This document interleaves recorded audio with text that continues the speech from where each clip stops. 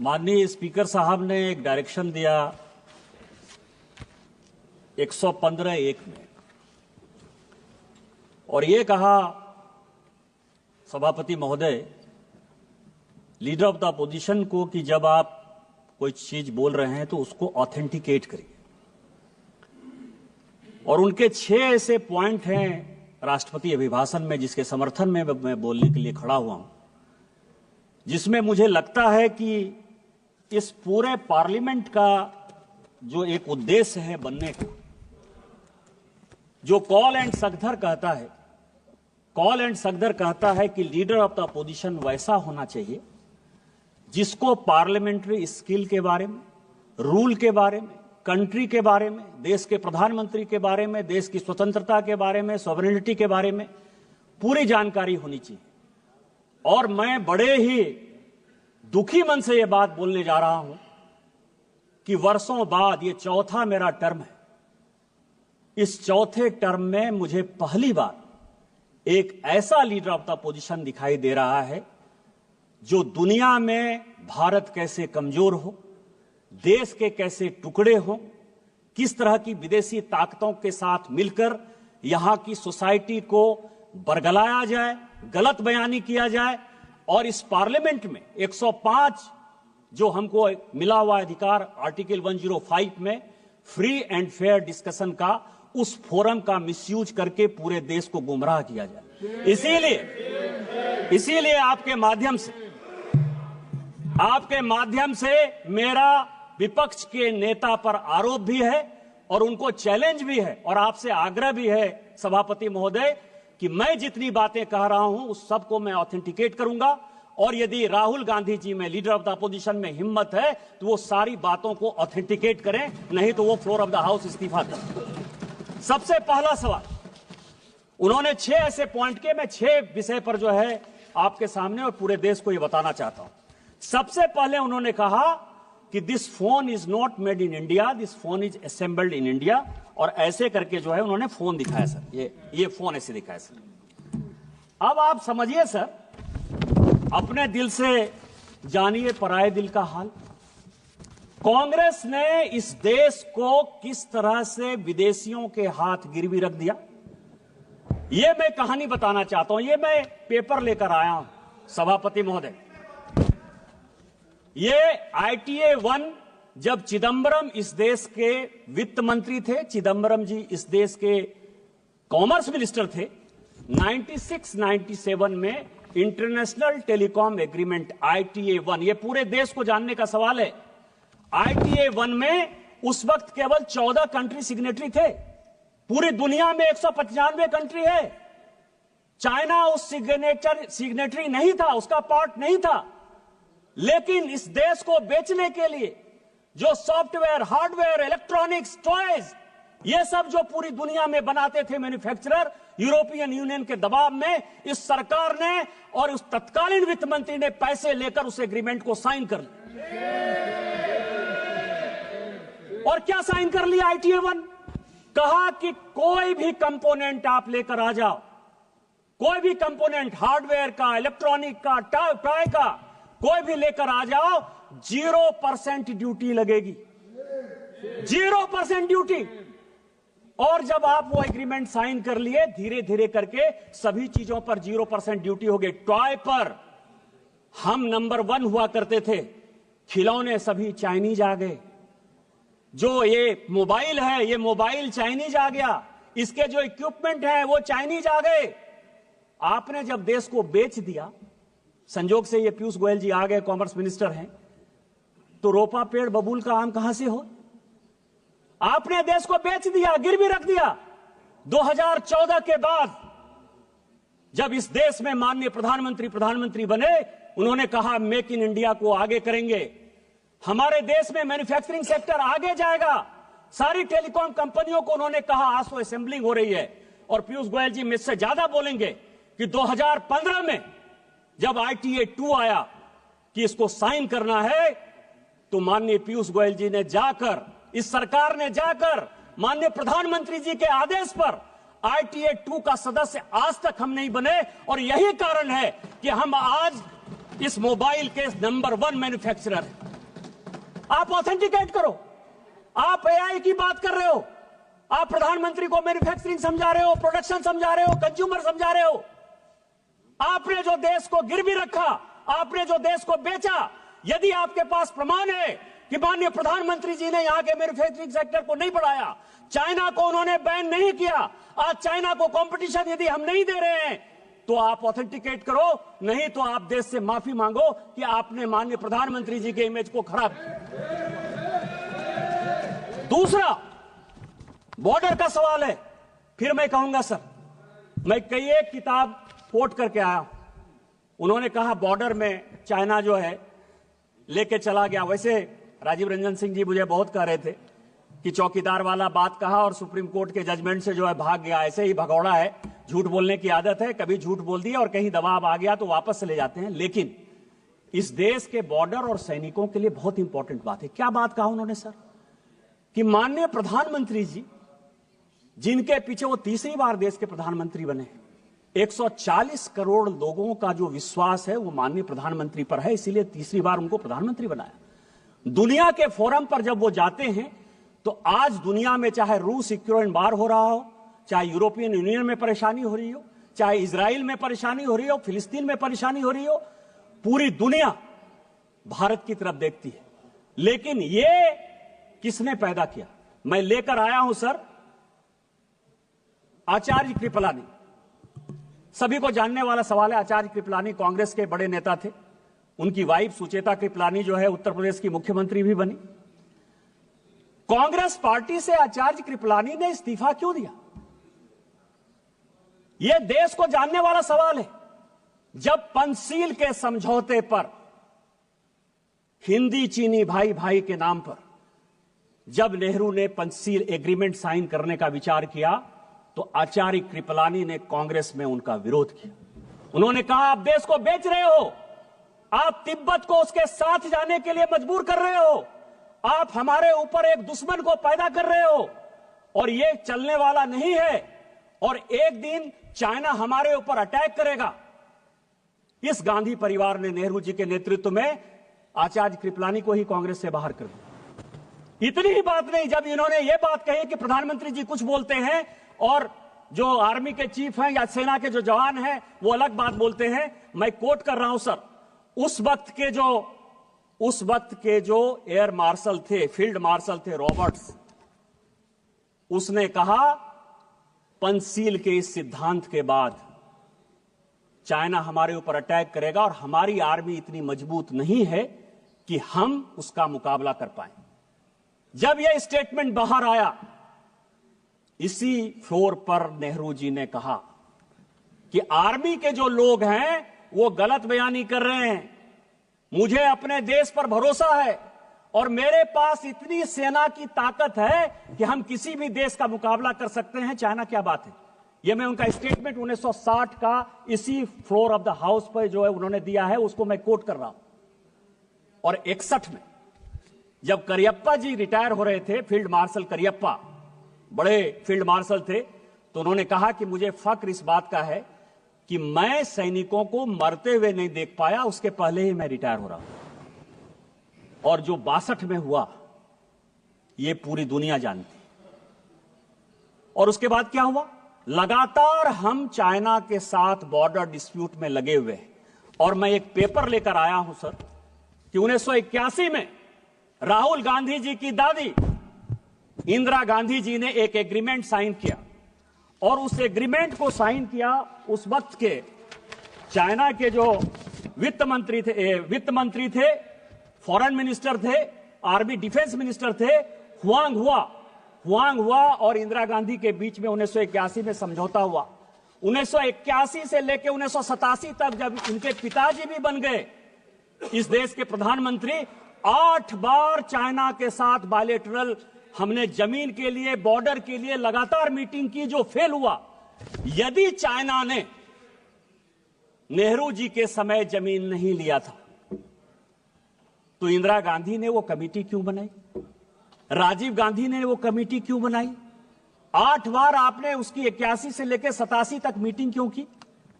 आप चाइना को पूरा का पूरा अक्साई चीन से लेकर पाकिस्तान जो आपने बनाया उस पर नहीं जाता।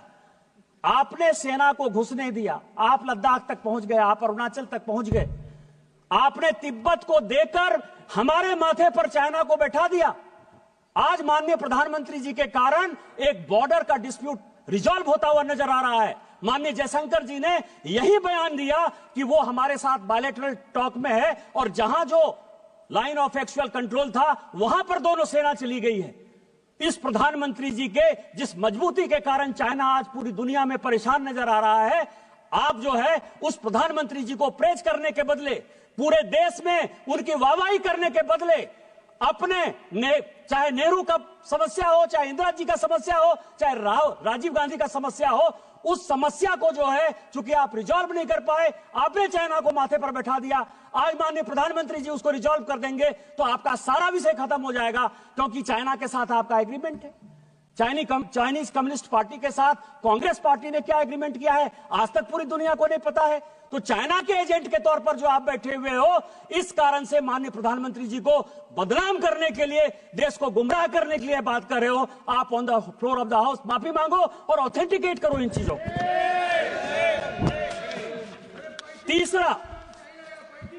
तीसरा बात उन्होंने कहा सर जयशंकर जी के बारे में, अमेरिका के बारे में, कि हम जो है, जयशंकर जी लगातार जाते रहे कि माननीय प्रधानमंत्री जी कैसे जो है ट्रंप से मिलेंगे। आर्टिफिशियल इंटेलिजेंस की बात करते हो, कंप्यूटर की बात के 100वां साल जो है हम लोग अटल जी का बना रहे हैं। आपने अटल जी को भी कोट किया, मैं उनका बयान लेकर आ रहा हूं। उन्होंने क्या कहा सर?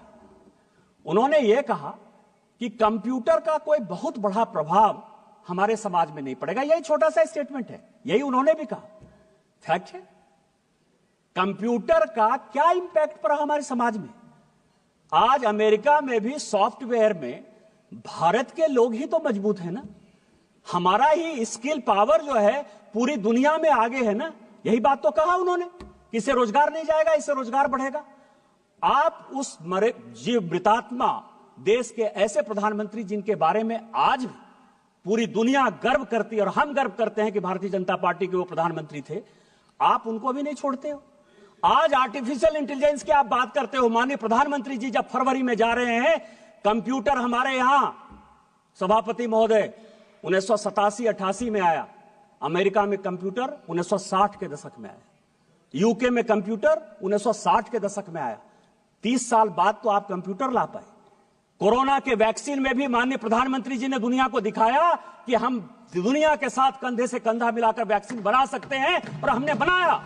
और आज आर्टिफिशियल इंटेलिजेंस पर भी माननीय प्रधानमंत्री जी ने पूरी दुनिया को दिखाया कि जितना आप आगे होने की बात करते हो उससे ज्यादा हम हैं। और अभी माननीय प्रधानमंत्री जी के कहने पर अश्विनी वैष्णव जी का आया है कि जो चाइना का डीप सेक है उसको हम 6 महीने के अंदर समाप्त कर देंगे और हम उससे बढ़िया आर्टिफिशियल इंटेलिजेंस बनाएंगे। डाटा हमारे पास है, मैन्युफैक्चरिंग हमारे पास है, बुद्धि हमारे पास है। लेकिन आप क्या कर रहे हो कि अमेरिका में जयशंकर जी गए। मैं 27 जनवरी, पूरे हाउस के जानकारी के लिए, 27 जनवरी 2025 व्हाइट हाउस का जो स्टेटमेंट है वो पढ़ देना चाहता हूं। वो कहते हैं कि अमेरिका के राष्ट्रपति ने भारत के प्रधानमंत्री से बात की। व्हाइट हाउस का स्टेटमेंट है, देश का स्टेटमेंट नहीं है। और वो ये कहते हैं कि हम भारत के प्रधानमंत्री के साथ अच्छे रिलेशन रखना चाहते हैं। हमने उनको इनवाइट किया। यदि जयशंकर जी ने यह काम किया होता तो क्या व्हाइट हाउस पर भी भारत सरकार का इतना अधिकार है कि जो चाहे स्टेटमेंट दे दे? और यदि यह अधिकार जयशंकर जी और माननीय प्रधानमंत्री जी के कारण व्हाइट हाउस में भी है, तो इस देश को गर्व करना चाहिए कि हमने व्हाइट हाउस को भी कंट्रोल कर लिया। लेकिन फिर मैं कहूंगा समस्या कहां है? समस्या यह है सर कि अमेरिका में इनके पूरे परिवार के साथ रिलेशन खराब रहा। मैं अभी CIA की रिपोर्ट देख रहा था, 1971 की, 1972 की, 1973 की। वो ये कह रहा है कि भारत की इकोनॉमी रसातल में जा रही है।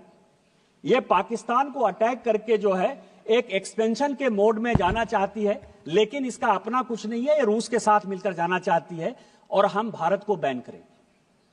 और ये जो 71-72 का CIA का रिपोर्ट है, इसके कारण मैं आपको बताऊं कि इसी इंदिरा जी को 1982 में रोनाल्ड रीगन से जाकर माफी मांगनी पड़ी। आप उस परिवार के आदमी हो, वो देश के प्रधानमंत्री। मैं नहीं बोलना चाहता था, मुंह नहीं खुलवाना चाहता था मैं, लेकिन 1982 में इंदिरा जी ने अमेरिका जाकर रोनाल्ड रीगन से माफी मांगी कि जो हो गया सो हो गया, हमको माफ कर दीजिए। और हम देश को, एक वो देश था और आज माननीय प्रधानमंत्री जी के नेतृत्व में यह देश है कि ट्रंप खुद से फोन करते हैं और ट्रंप व्हाइट हाउस में पूरा बताते हैं कि हमने उनको बुलाया है, हम उनके साथ अच्छा रिलेशन रखना चाहते हैं। देश कहां चला गया और आप कहां खड़े हो? तीसरा सवाल है सर, इन्होंने महाराष्ट्र इलेक्शन की बात की और चुनाव, चौथा पॉइंट सर, और इन्होंने इलेक्शन कमीशन के अपॉइंटमेंट की बात की। अपॉइंटमेंट की बात की सर, सुप्रीम कोर्ट का जजमेंट मैंने देखा। सुप्रीम कोर्ट के जजमेंट ने कहा कि जो इलेक्शन कमीशन का जो अपॉइंटमेंट है वो ट्रांसपेरेंट नहीं है।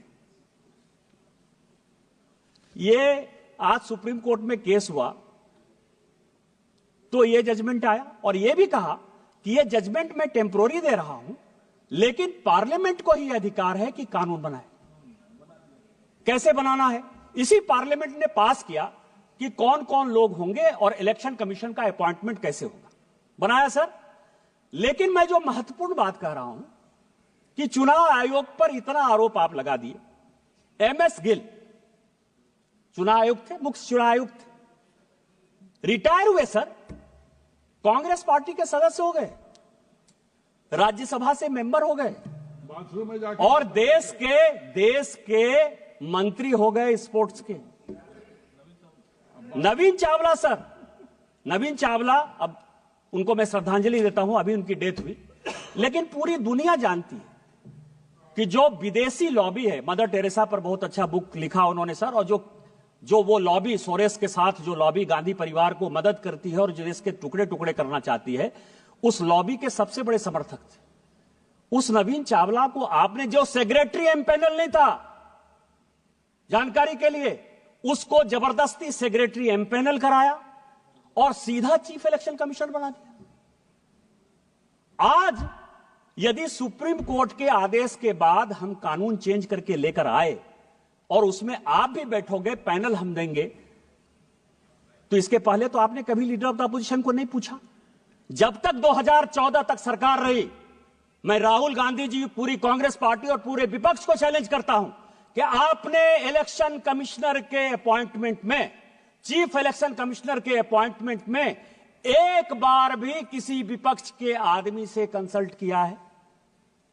आजादी के 1950 से लेकर 2014 तक आप अपने चपरासी को, अपरासी को, कार्यकर्ता को, जिसको आपने चाहा जो है इलेक्शन कमिश्नर बना दिया। 100 चूहे खाकर बिल्ली चली हज को। आज हम ट्रांसपेरेंसी के साथ आगे बढ़ रहे हैं और उसके बाद आप चुनाव पे जो ताकतें ऐसी हैं जो भारत की डेमोक्रेसी को कमजोर करना चाहती हैं, उन ताकतों के साथ मिलकर आपने जो है पूरा का पूरा महाराष्ट्र इलेक्शन का जो है हिसाब किताब दे दिया। मैं कुछ सीटें लेकर आया हूं सभापति महोदय, बस 2-4 मिनट में खत्म कर दूंगा। स्पीकर महोदय, एक ही सेकंड केवल 2 मिनट। नहीं, आप बैठिए, फिर आपको मौका। अच्छा, एक ही सेकंड। हाँ, इस महत्वपूर्ण चर्चा पर लंबी सूची है, इसीलिए सभा की अनुमति हो तो सभा की कार्यवाही 11 बजे तक बढ़ा दी जाए। बोलिए सभापति महोदय, महाराष्ट्र इलेक्शन में सभी ईवीएम पर आ जाइए, ईवीएम पर आ जाइए। ईवीएम किसने लाया? हम लेकर आए ईवीएम। मैं जब 2009 में पहली बार सांसद बना तो ईवीएम से ही जीत कर आया। आपकी सरकार बन गई ईवीएम, इसका मतलब कि आप चोरी कर देते ईवीएम में? आप बताओ देश को कि ईवीएम जो है मैनिपुलेट होता है। नवीन चावला के माध्यम से हमने मैनिपुलेट कर लिया, MS गिल के माध्यम से हमने मैनिपुलेट कर लिया।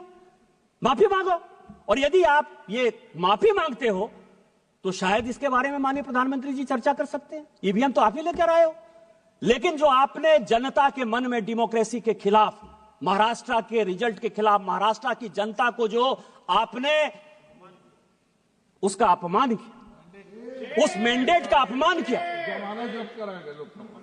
उसका कौन हिसाब किताब देगा? मैं केवल कुछ सीटें पढ़ना चाहता हूं सभापति महोदय।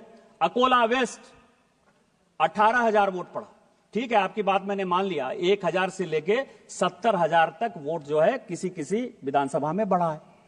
अकोला वेस्ट 18,000 वोट बढ़ा, जीती कौन? कांग्रेस। नागपुर वेस्ट 22,000 वोट बढ़ा, जीता कौन? कांग्रेस। नागपुर नॉर्थ 23,000 वोट बढ़ा, जीता कौन? कांग्रेस। यवतमाल 13,000 वोट बढ़ा, जीता कौन? कांग्रेस। मालेगांव 40,000 वोट बढ़ा, जीते कौन? ओवैसी साहब की पार्टी।